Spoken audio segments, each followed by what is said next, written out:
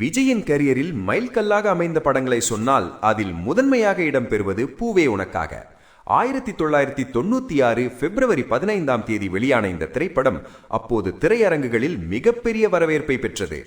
இன்றுடன் இந்த படம் வெளியாகி 30 ஆண்டுகள் நிறைவடைந்துள்ளது என்பது ரசிகர்களுக்கு உணர்ச்சி பெருக்கை தரும் விஷயம். விஜய் நடித்த இந்த படத்தில் கிளைமேக்ஸ் காட்சியில் அவர் பேசிய வசனம் இன்று வரை காதல் ரசிகர்களின் மனதில் ஒலித்துக் கொண்டே இருக்கிறது.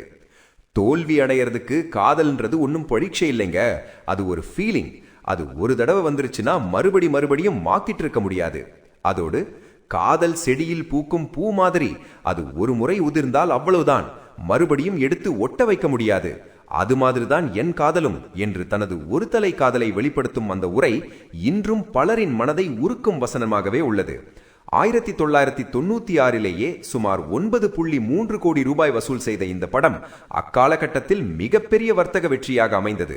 30 ஆண்டுகளாக ரசிகர்களின் இதயத்தில் மலர்ந்து கொண்டிருக்கும் ஒரு காதல் காவியம்தான் பூவே உனக்காக.